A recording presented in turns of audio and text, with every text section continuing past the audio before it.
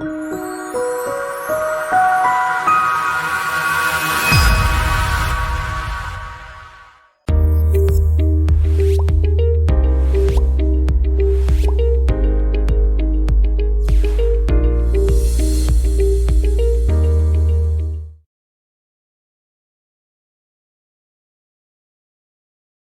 Students, हम अपने पिछले वीडियो को आगे ही प्रोसीड करते हैं। हम लास्ट वीडियो में आपसे बात कर रहे थे टिश्यूज़ के बारे में। टिश्यूज़ के बारे में हमने आपसे बता दिया था बेसिकली टिश्यू होते क्या हैं। फिर आप टाइप्स ऑफ टिश्यूज़ पढ़ोगे तो उसमें 4 प्रकार के टिश्यू आते हैं: epithelial tissue, connective tissue, muscular tissue और नर्वस टिश्यू। हमारा आज का जो टॉपिक है वो एपिथेलियल टिश्यू है। मैंने पिछले वीडियो में ही आपसे कहा था कि आप में से ज़्यादातर लोग इसे रटे हुए हैं, लेकिन सर इस जैसे टॉपिक को भी मैं कोशिश कर रहा हूँ कि आपके पास कुछ पिक्चर बननी शुरू हो, कुछ इमेजिनरी एक फिगर आपके सामने आए और कोरिलेट कर पाए। यस, टॉपिक शुरू करते हैं। हमारा टॉपिक है एपिथेलियल टिश्यू। जो 4 टिश्यू हम पढ़ते हैं उनमें से पहला टिश्यू। तो एपिथेलियल टिश्यू जो है, अगर इवोल्यूशन पॉइंट ऑफ व्यू से देखा जाए, भाई हमारी उत्पत्ति पानी में हुई, समुद्री पानी में हुई, उसमें सेल्स बनी होंगी, फिर टिश्यू बना होगा। तो ऐसा माना जाता है कि इन चारों टिश्यू में सबसे पहला जो टिश्यू इवॉल्व हुआ वो एपिथेलियल टिश्यू ही इवॉल्व हुआ। यानी इवोल्यूशनरी पॉइंट ऑफ व्यू से देखें तो फर्स्ट इवॉल्व टिश्यू के नाम से एपिथेलियल टिश्यू जाना जाता है। अब एपिथेलियल टिश्यू में अगर आप और ज्यादा पढ़ें तो इसको 2 हिस्सों में हम बांट देते हैं। एक कहलाता है कवरिंग एपिथेलियम और दूसरा कहलाता है ग्लैंडुलर एपिथेलियम। तो मैं फिलहाल इस वीडियो में आपसे कवरिंग एपिथेलियम की बात करने की कोशिश करूंगा। कवरिंग जैसा नाम से पता चल रहा है कहीं कवर करता होगा, और ग्लैंडुलर जैसा नाम पता चलता है कि भाई कुछ सिक्रीशन करते होंगे। तो यस, टॉपिक पे हम फिर से आ जाते हैं। हमने एपिथेलियल टिश्यू लिया, फिर उसमें कहा हम कवरिंग एपिथेलियम की बात करेंगे जो कवर करता हो। तो जितने भी कवरिंग एपिथेलियम आप देखेंगे, सामान्यतः एक शब्द का हम प्रयोग करते हैं, कवरिंग नहीं बोलते कभी, एपिथेलियल टिश्यू भी नहीं बोलते, हम बोलते हैं एपिथेलियम।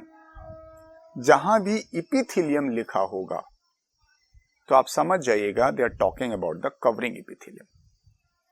उसके लिए कवरिंग बोलने की जरूरत नहीं होती है।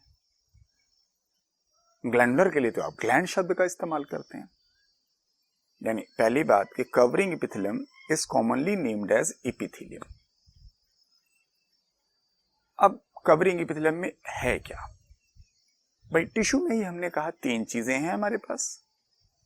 सेल्स हैं, सेल्स के बाहर इंटरसेलुलर सब्सटेंस है। लेकिन इस जगह पर यह कैसा टिश्यू है हमारे यहां जहां इंटरसेलुलर सब्सटेंस यानी टिश्यू फ्लूइड सबसे कम मात्रा में है, लीस्ट क्वांटिटी है।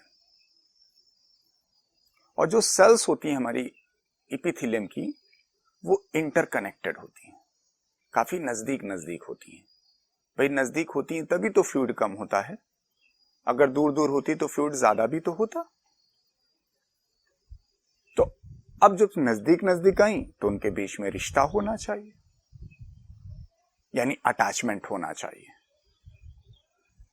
तो पहली बात जो यहां पे कही जा रही है कि जो हमारी सेल्स पाई जाती हैं एपिथेलियम के अंदर, वो सामान्यतः एक दूसरे से 3 प्रकार से अटैच होती हैं: टाइट जंक्शन, अडहेरिंग जंक्शन और gap junction.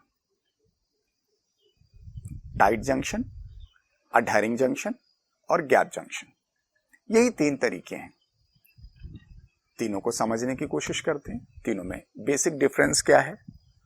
Tight junction, tight जैसा नाम पता चल रहा है, 2 सेल्स होंगी, दोनों एक दूसरे के बगल में आके कस के बिल्कुल टाइटली जुड़ जाएंगे। और सर जुड़ती भी ऐसे हैं कि सर इसकी सेल मेम्ब्रेन और इसकी सेल मेम्ब्रेन आपस में फ्यूज कर जाती है। यानी अगर आप चाहें उसको अलग करना तो नहीं अलग कर सकते हैं। ये है टाइट जंक्शन। जैसे हमने दो चीजें ली और फेविक्विक लगा दिया, बढ़िया सा एकदम, और चिपका दिया। अब आप उसे अलग करके दिखाओ। वो दोनों जो पेपर आपने फेविक्विक से चिपका दिए हैं वो अब एक पेपर बन गया। यही है टाइट जंक्शन।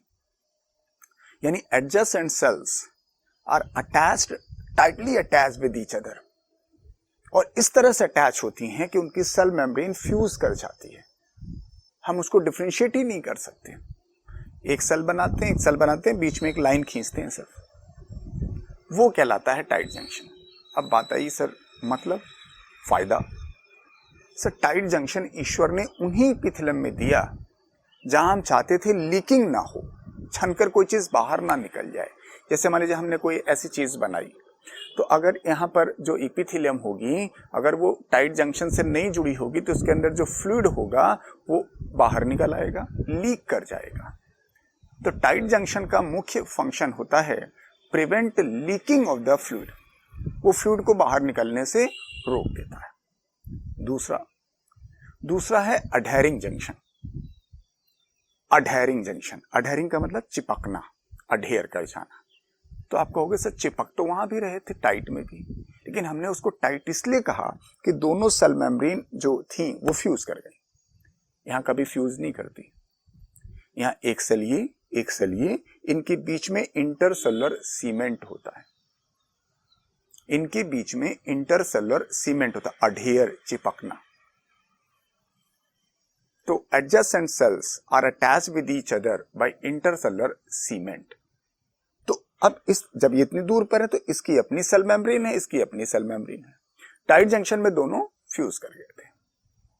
अब इसे और आगे अगर डिटेल में पढ़ें अडहेरिंग जंक्शन को, तो ये भी दो प्रकार के हैं, मैकुला अडहेरेंस, जोनुला अडहेरेंस, वो नहीं पढ़ा रहे हैं हम, आपके टेक्स्ट बुक के हिसाब से ही हैं।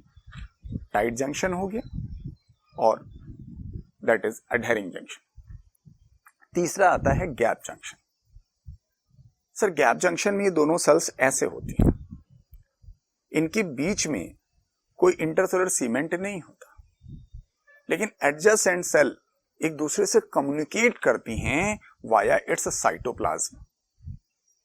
यानी इनके साइटोप्लाज्म का कंपोनेंट यहां पहुंच सकता है, इनके साइटोप्लाज्म का कंटेंट यहां पहुंच सकता है।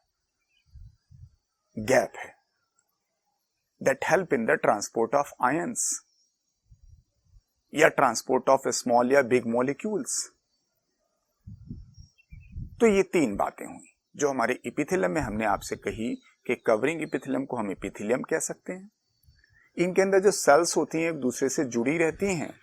तरीका तीन है, either by tight junction, either by adhering junction और ईदर बाई गैप जंक्शन। जो इंटरसेलुलर सब्सटेंस है वो कम है। दूसरा पॉइंट, सिर्फ सेल्स हैं और सेल से ही बना है ऐसा नहीं है। एक और खूबी होती है कि जब भी आप एपिथेलियम पढ़ते हैं तो उसके सेल्स तो होती हैं, उनके अलग अलग शेप हैं, आगे क्लासिफिकेशन में आप पढ़ोगे। They lie on the basement membrane. जो ये एक ऐसे हमने बेस मेम्ब्रेन बताई, इसके ऊपर सेल्स ऐसे लाइन से रखी होती हैं। यानी दो पार्ट हो रहा है, सेलुलर पार्ट जिसको आपने अभी देखा कि वो कनेक्ट होती है एक दूसरे से। दूसरा नॉन सेलुलर पार्ट है बेसमेंट मेम्ब्रेन। ये भी एक कंपलसरी स्टेप है किसी भी एपिथेलियम के लिए। अब ये बेसमेंट मेम्ब्रेन क्या है? Basement membrane is a structureless, इसका कोई स्ट्रक्चर नहीं होता, non cellular structure, and that is made up of two component. Basement membrane की बात कर रहे हैं जो नीचे, जब पहले आप लाइन खींचते हो फिर उसके ऊपर सेल्स अरेंज करते हो, तो जो लाइन खींचते हो मैं उसकी बात कर रहा हूं। तो जो बेसमेंट मेम्ब्रेन है उसके अंदर दो कंपोनेंट है। पहला कंपोनेंट है म्यूकोपॉलीसैकेराइड अलोंग विद ग्लाइकोप्रोटीन, यानी सब्सटेंस है। म्यूकोपॉलीसैकेराइड यानी हाइलुरोनिक एसिड है प्लस ग्लाइकोप्रोटीन, जिसका सिक्रीशन जो है वो एपिथेलियल सेल ही करती है। और दूसरा कंपोनेंट है फ्यू फाइबर्स। कई लोगों को लगता है कि हमारे एपिथेलियल टिश्यू में फाइबर नहीं पाया जाता, जबकि मैंने टिश्यू में ही आपको क्लियर किया था लास्ट वीडियो में कि सर जब आप टिश्यू पढ़ेंगे तो फाइबर्स पाया जाता है। और जहां नहीं पाया जाएगा वहां पढ़ाएंगे, ब्लड में नहीं पाया जाता है। तो आपके बेसमेंट मेम्ब्रेन की बात हो रही, ये आपके पास नॉन सेलुलर स्ट्रक्चर है, that is made up of mucopolysaccharide plus glycoprotein, और दूसरा है फाइबर्स। ये दोनों मिक्सअप होते हैं। अब जरा म्यूकोपॉलीसेकेराइड को समझ लें। हाइलुरोनिक एसिड, कभी नेचर लिखने को आए हाइलुरोनिक एसिड का तो आप पॉलीसेकेराइड लिखिएगा। तो हाइलुरोनिक एसिड को अगर देखा जाए तो it represent alternate N acetyl glucosamine and glucuronic acid, N acetyl glucosamine glucuronic acid, N acetyl glucosamine glucuronic acid. तो बेहद इंपॉर्टेंट सवाल है कि हाइलुरोनिक एसिड का नेचर, तो नेचर तो है उसका दैट इज अ म्यूकोपॉलीसेकेराइड, लेकिन आंसर में अक्सर आपको पॉलीसेकेराइड चूज करना है। फिर पूछा जाता है यूनिट ऑफ हाइलुरोनिक एसिड, तो N acetyl glucosamine and glucuronic acid दोनों है, आप प्रेफर करते हैं सिर्फ N acetyl glucosamine.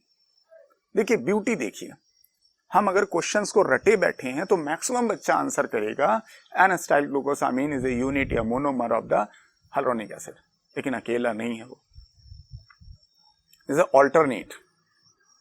Sir yes, ऐसे हम बात कर रहे हैं ग्लूकोरोनिक एसिड और इनका नेचर। तो ये रही बेसमेंट मेम्ब्रेन की बात। तो दो बातों का जिक्र हो गया भाई, एपिथेलियम होगा, मैट्रिक्स वाला नहीं, इंटरसेलुलर सब्सटेंस कम होगा, सेल्स एक दूसरे से जुड़े रहेंगी, या तो टाइट जंक्शन से, एडहेरिंग जंक्शन से, या गैप जंक्शन से। फिर बेस पर बेसमेंट मेम्ब्रेन होगी, वो नॉन सेलुलर स्ट्रक्चर है, उसके अंदर कंपोजिशन में म्यूकोपॉलीसेकेराइड ग्लाइकोप्रोटीन होगा, फाइब्रस टिश्यू होगा। फिर हाइलुरोनिक एसिड की बात कर लें। अब एक और बात, जब भी आप एपिथेलियम पढ़ोगे, एपिथेलियम सर या तो वो अंदर की लाइनिंग होगी या वो बाहर की लाइनिंग होगी। एपिथेलियम का मतलब कवरिंग की बात कर रहा हूं। जैसे कोई ल्यूमेन है, कोई ट्यूब लाइक स्ट्रक्चर है, तो that form the inner lining या that form the outer lining, दोनों कवरिंग है। तो अगर किसी जैसे ब्लड वेसल है, एलिमेंट्री कैनाल है, रेस्पिरेटरी ट्रैक है, तो उसकी जो इनर लाइनिंग होगी वो भी एपिथेलियम की बनी होगी, और यह सबसे बाहर होगी। तो इसीलिए हमेशा epithelium either in contact of body fluid, यहां पर है तो बॉडी फ्लूइड के कांटेक्ट में होगा, या present on the outer surface. इसलिए सिर्फ प्रोटेक्टिव फंक्शन इसका नहीं है, कई जगह प्रोटेक्टिव है और कई जगह सर यहां पर इसका फंक्शन है that form the lining of the body fluid. तो इसके अलग अलग जगह पर अलग अलग फंक्शन हो जाते हैं। अब आइए इसकी ओरिजिन के बारे में, क्योंकि जब हम टिश्यू की बात करते हैं तो ओरिजिन जरूर पढ़ते हैं। 4 टिश्यू जब पढ़ते हैं, कनेक्टिव, मस्कुलर, नर्वस, तो हम बताते हैं कि connective mesodermal, muscular mesodermal, nervous system ectodermal. Exception छोड़ दीजिए, अभी जब आप डिटेल में पढ़ना तब एक्सेप्शन पढ़ना। लेकिन एपिथेलियल टिश्यू एक ऐसा टिश्यू है जिसकी ओरिजिन जो है एक्टोडर्मल भी है, एंडोडर्मल भी है और मेसोडर्मल भी है, तीनों है। जैसे अगर जहां पर एपिथेलियम मेसोडर्मल ऑरिजिन का होता है उसे हम नाम ही देते हैं मेसोथीलियम। याद करिए, कहीं पढ़ा होगा आपने। जब आप पेरिटोनियम पढ़ते हो, प्लूरा पढ़ते हो, पेरिकार्डियम पढ़ते हो, सिरोसा पढ़ते हो, इन जगह पर हम मेसोथीलियम शब्द का प्रयोग करते हैं, जो इंडिकेट करता है कि है वो एपिथेलियम, लेकिन ओरिजिन मेसोडर्मल है। अगर एपिथेलियम की ओरिजिन एंडोडर्मल है तो हम उसे एंडोथीलियम शब्द से बुलाते हैं। सर्कुलेटरी सिस्टम में आप देखें, अगर जो ब्लड कैपिलरीज हम पढ़ते हैं वहां पर लिखते हैं एंडोथीलियम, इसलिए नहीं कि वो अंदर है। अब कैपिलरीज में तो एक ही लेयर पाई जाती है, फिर वहां हम क्यों एंडोथीलियम कहते हैं? Endo indicates the endodermal in origin. तो यही हम कहना चाहते हैं कि अन्य टिश्यू को लेकर कनेक्टिव, मस्कुलर को आप मेसोडर्मल कहिए, नर्वस को आप एक्टो कहिए, लेकिन एपिथेलियल टिश्यू को कहने से पहले देख लीजिए कह कहां रहे, क्योंकि कहीं वो एक्टोडर्मल है जैसे स्किन एपिडर्मिस में, कहीं वो एंडोडर्मल है जैसे ब्लड वेसल्स में, और कहीं वो मीजोडर्मल है जैसे पेरिटोनियम में। तो ये तो एक बेसिक हमारी बात हुई एपिथेलियम होता कैसा है। एक बढ़िया सा हम आपको लाइन बता रहे हैं, बहुत कंसंट्रेट होकर सुनिएगा। एक्चुअली क्या है, एक नाम सुना है आपने एडिपोज टिश्यू। सही मायने में उसका नाम है एडिपोज कनेक्टिव टिश्यू। लेकिन हम सारी बातें आपको अगर क्वेश्चन में बता ही देंगे तो पूछेंगे क्या।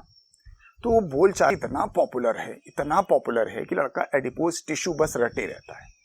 कई बच्चे भूल जाते हैं कि एडिपोज कनेक्टिव टिश्यू है। क्वेश्चन देखिएगा, when fat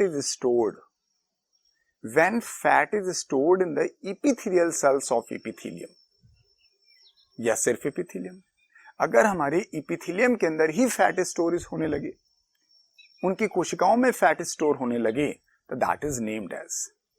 तो लड़का ऐसे सवाल पे इतना ज्यादा पैनिक हो जाता है, सोचता है ये तो बेहद आसान सवाल है, वो तुरंत आंसर करता है एडिपोज टिश्यू।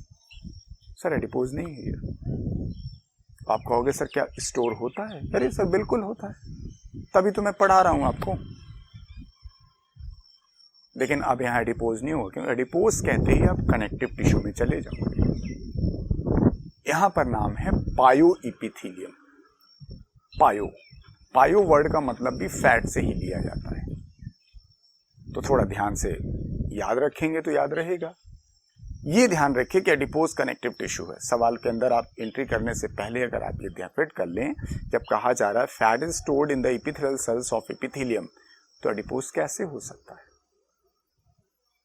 तो ये हमारी आउटलाइन रही कि हमारा कवरिंग एपिथेलियम होता कैसा है। अब इसको भी हम क्लासिफाई करेंगे, वो हम आपको अगले वीडियो में बता पाएंगे। छोटे छोटे वीडियो, लेकिन सब बेहद महत्वपूर्ण है। Try to concentrate in the whole video. आप क्या करते हो कि सोचते हो कि जल्दी जल्दी स्किप करके हम भाग जाएं, तो फॉर्मेलिटी मत करिए। अगर चैनल से जुड़ते हैं तो पूर्ण रूप से जुड़िए, ताकि वीडियो को आप बहुत ध्यान से सुनें, क्योंकि छोटी छोटी बातें ऐसी होती हैं जिनमें हम हमेशा हड़बड़ी में रहते हैं और गलतियां वहीं होती हैं। जो भी टीचर आपसे कुछ कहना चाहता है उसकी बात बहुत ध्यान से सुने। मैं हर वीडियो में आपसे कहना चाहता हूं, I am telling the hard core subject. तो अगर आप हार्ड कोर सब्जेक्ट में टॉपिक को सीखना चाहते हैं, लॉन्ग टर्म मेमोरेंस रखना चाहते हैं, तो फिर आप चैनल के साथ जुड़े रहिए, और वो दिन दूर नहीं होगा जिस दिन हम मंजिल पा जाएंगे। Stay connected.